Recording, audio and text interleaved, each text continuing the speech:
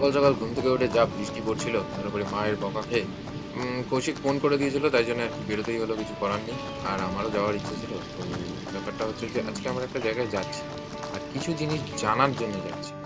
কৌশিক আসার সঙ্গে সঙ্গেই বৃষ্টি তো অতিরিক্ত বেড়ে গেল। তো দুজনে মিলে রেনকোট পরে বৃষ্টির মধ্যে যুদ্ধ করতে করতে আমরা বেরিয়ে পড়লাম রাস্তা দিয়ে চলতে। চলতে কোথায়?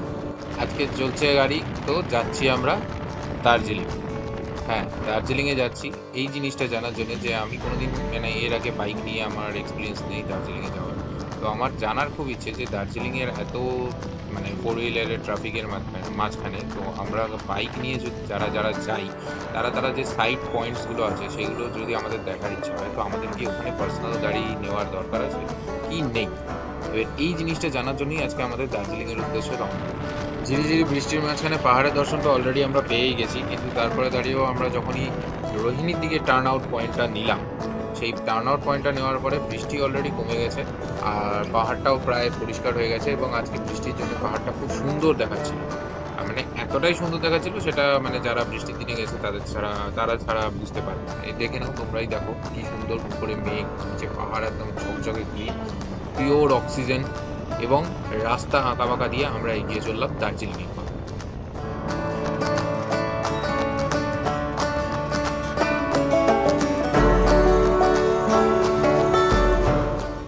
দার্জিলিংয়ে যেতে যেতে এত সুন্দর সুন্দর আজকে সিনারি দেখতে পাবো সেটা আমরা নিজেরাও ধারণা করতে পারি। কৌশিক তো বারবার বলেছে, wow, what a scenery, what a vision. এত সুন্দর দেখো মেঘগুলো, এই এই জায়গাটা তো আমার মাথা খারাপ হয়ে গেছে। আমি যখন এই জায়গাটা পৌঁছালাম, মানে মেঘটা উপরে অ্যান্ড প্রায় আমাদের লেভেলে ছিল মেঘ। আমরা দাঁড়ালাম না ছবি নেওয়ার জন্য আলাদাভাবে, কারণ আমাদের অনেকটা পথই যেতে হবে আর মোটামুটি টাইমটাও অনেকটা স্পেন্ড হয়ে গেছে, আর মাঝখানে একটা স্টপও নিতে হবে। তাই জন্য আর ওই জায়গাটাতে না দাঁড়িয়ে আমরা কার্শিয়াংয়ের ভেতরে এই যে ঢুকে পড়ি, কার্শিয়াংয়ের অ্যাডমিনিস্ট্রেশনের মধ্যে আমরা ঢুকে পড়ি। কার্শিয়াংয়ের শহরের মধ্যে দিয়ে গিয়ে একটা জায়গায় আমরা দাঁড়ালাম। সকাল সকাল চা কার না ভালো লাগে, তো সকাল সকাল জার্নির মাঝখানে একটা চা ব্রেক আমাদের দরকার ছিল। তো এই আন্টিটার কাছে এই যে ছোট্ট একটা দোকানে আমরা বসে আরামসে সকালবেলা দেখলাম চা বানিয়ে দিল, চা খেলাম। খাওয়ার পরে আবার আমাদের জার্নি শুরু হলো, এবং জার্নি করতে করতে আমরা পৌঁছে গেলাম সোনাডা। সোনাদাতে গিয়ে সোনাদা এই যে টয় ট্রেন স্টেশনটা যেটা আছে এটা পার করার পরে আমরা একটা জায়গায় দাঁড়ালাম। ওখানেও কৌশিকের একই কথা, ভাই এখানে যতবার এসেছি আমি ততবার দাঁড়িয়েছি। সত্যি ভিউটা অসাধারণ ছিল জায়গাটা। তারপরে দার্জিলিং ঢোকার মুখে যে এই অবস্থা, এই দেখো তোমরা নিজেরাই দেখো, কুয়াশায় ভর্তি। এটা কুয়াশা তো বলা চলে না, কারণ এটা মেঘ, আর মেঘের খেলা দার্জিলিংয়ে হতেই থাকে। এটা ঘুম স্টেশন। ঘুম স্টেশনের পাশ দিয়ে আমরা যখন বেরিয়ে গেলাম, ভাবলাম আসবার পথে একবার ঘুম স্টেশনে দাঁড়াবো, দেখা যাক আসবার পথে দাঁড়ানো যায় কি যায় না। তো সেটা যখন আসবো তখনই দেখা যাবে।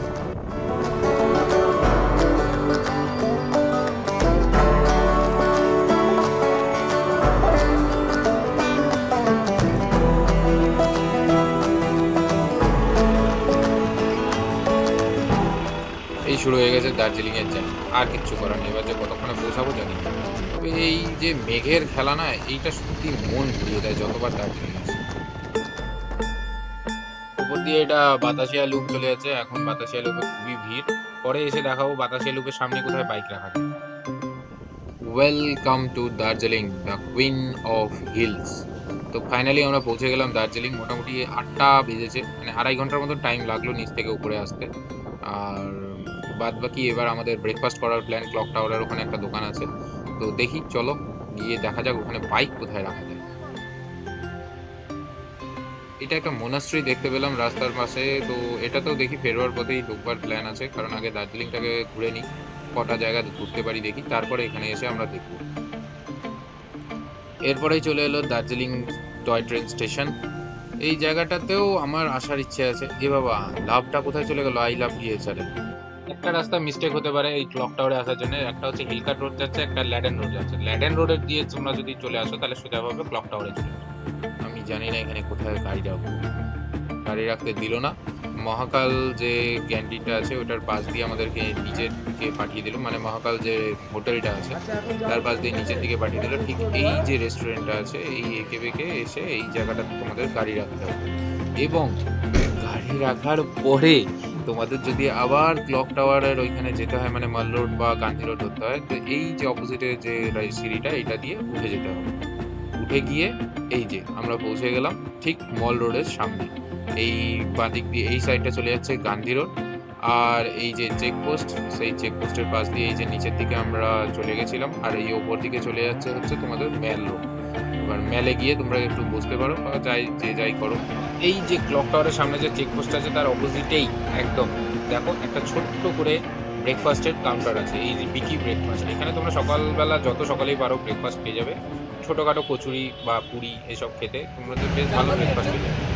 এক কাপ চা খাওয়ার পরে আমরা পুরি নিয়ে নিয়েছিলাম, আর পুরি পড়েছিল 40 টাকা। এটা হচ্ছে দেখো এরকম সিঁড়ি থাকে, এইরকম সিঁড়ি দিয়ে না নিচ থেকে উপরে রাস্তায় আসা যায়। ক্লক টাওয়ারের সামনে যেরকম এরকম একটা সিঁড়ি আছে, এটা মার্কেট থেকে উপরে আসার জন্য। আবার এই ক্লক টাওয়ারের সামনে দিয়ে উপরে রোডটা মানে গান্ধী রোডটাতে ওঠার জন্য এরকম একটা সিঁড়ি আছে। তোমরা যারা লম্বা রাস্তা স্কিপ করতে চাও তারা এইসব সিঁড়ি দিয়ে উঠে উপরে উঠতে পারো। এই নিচের রোডটাই হচ্ছে ল্যাডেন রোড, যেদিকটা দিয়ে আমরা এলাম, এবং এই সোজা গিয়ে ক্রসিংটা পার করলেই নিচ দিয়ে চলে যাবে তোমরা মহাকাল রেস্টুরেন্টের সামনের দিক দিয়ে, যেখানে আমরা বাইক রেখেছিলাম। গিয়ে আরেকটু ডান দিকে আবার ঘুরতে হবে, এই বাঁদিকে ঘুরতে হবে, বাঁদিকে ঘুরতে হবে। ঘুরে গিয়ে আরেকটু এগিয়ে গিয়ে ওই জায়গাটা যেখানে দেখালাম ওখানে বাইক রাখার জায়গা। এখন গন্তব্যস্থল পিস পাগোড়া। ক্লক টাওয়ারের সামনে এটা রামাডা পয়েন্ট আছে, একটা পিক আপ পয়েন্ট। তো এখানে সবাই দাঁড়িয়ে ওখান থেকে গাড়িতে উঠে, আর আমি কৌশিকার সাথে বেরিয়ে পড়লাম পিস পাগোড়ার উদ্দেশ্যে। এই ভিড় যা আছে বলে লাভ নেই। এই রাস্তাটা দিয়ে ঘুমে বেরোয় একদম সোজাসুজি, এটা একটা ওয়ান ওয়ে। তো এই জন্য এদিকটা দিয়ে অনেকে সোজা বেরিয়ে যায়। এই আমরা পিস পাগোড়ার দিকে ঘুরে গেলাম, একটা রাস্তা নিচের দিকে চলে গেছে, ওইটা দিয়ে সোজা বেরোলে একদম ঘুম। আচ্ছা, এখানে একটা ব্যাপার আছে, এখানে ট্রাফিক পুলিশ খুব কোঅপারেটিভ। তো তোমরা যারা বাইক নিয়ে আসছো তারা জিজ্ঞেস করতে পারো যে কোথায় বাইক পার্কিং আছে বা কিছু, তারা খুব হেল্পফুল। আমরা পিস পকোড়াতে ঢুকে গেলাম, এবং এখানে ফার্স্টে আমরা গার্ডকে জিজ্ঞেস করেছিলাম বাইক রাখার জায়গা আছে কিনা, তো তাই বলে দিয়েছিল হ্যাঁ ভেতরে আছে জায়গা। এবং ভিতরে যাওয়ার পরে আমরা মানে ওখানে যে গাড়ি রাখার পার্কিং আছে ওখানেও জিজ্ঞেস করলাম, তো ওখানেও রাখতে পারো, বা ওরা বললো যে একদম সিঁড়িটার সামনেও বাইক রাখার জায়গা আছে, ওখানেও রাখতে পারো। ওখানে বাইক রেখে আমরা এই জাপানিজ টেম্পল আর বুদ্ধ স্তূপাটাকে এক্সপ্লোর করলাম।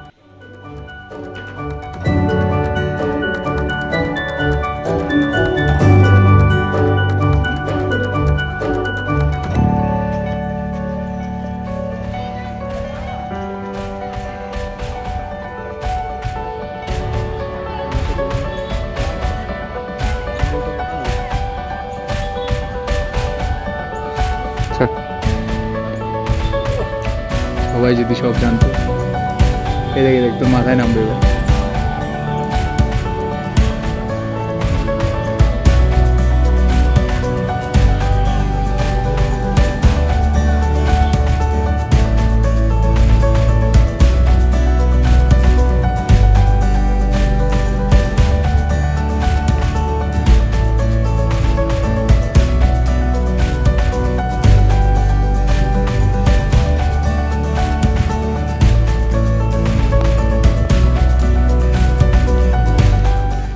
হঠাৎ রোদ হঠাৎ বৃষ্টি, এটাই খেলা। এই দেখো আবার রোদ উঠে গেছে, আর এতক্ষণ মানে মোটামুটি 2 ঘন্টার মতন আমরা এদিক ওদিক ঘুরপাক খেয়ে গেছি, খালি এত বৃষ্টি বলার মতো না। টয় ট্রেনের আজকে প্রচুর মানে টয় ট্রেন দেখলাম। এই যে খাওয়ারের রেস্টুরেন্ট, এটা হচ্ছে বাতাসিয়া লুপের অপোজিটে। খাওয়ারের কোয়ালিটি ভালো, বাট ফুডের প্রাইস অনুযায়ী কোয়ালিটি আমার ততটা লাগেনি। আর এরকম খাবার, আর তার সাথে যদি তোমরা এইরকম ভিউটা পাও, তাহলে কারই না ভালো লাগে। আমরাও খাওয়া দাওয়া লাঞ্চটা এখানেই করেছিলাম, করার পরে আবার বেরিয়ে পড়েছিলাম। বাইক রাখার জায়গা ওই যে দেখো, কৌশিক বলছিল যে ওইখানটা নাকি বাইক রাখার পারমিশন নেই, বাট আমি দেখছিলাম অনেকেই বাইক রেখেছে। তো বললো আগে বাইক রাখার জায়গা আছে, নিচে নাকি গেট নাম্বার 2 বলে একটা আছে, ওইখানে বাতাসিয়া লুপের জন্য তোমরা বাইক রাখতে পারো, নাহলে উপরে একটা টিকিট কাউন্টার আছে, ওই জায়গাটাতে তোমরা বাইক রেখে বাতাসিয়া লুপটাকে তোমরা এক্সপ্লোর করতে পারো। এরপরে আমরা ঘুম মোনাস্ট্রিতে এসেছিলাম। ঘুম মোনাস্ট্রিরও বাইক রাখার জায়গা হচ্ছে রাস্তা থেকে সাইডে, আর একটু এগিয়ে গিয়ে ঘুম মোনাস্ট্রি থেকে গাড়িগুলো পার্কিং থাকে, সেই গাড়ি পার্কিং এর ঠিক অপোজিটে হচ্ছে বাইক রাখার জায়গা। ওখানে এক লাইনে বাইক রাখতে হবে, মানে এলোমেলো করে নয়। তো সেখানে তোমরা বাইক রেখে ঘুম মোনাস্ট্রিটাকেও এক্সপ্লোর করতে পারো।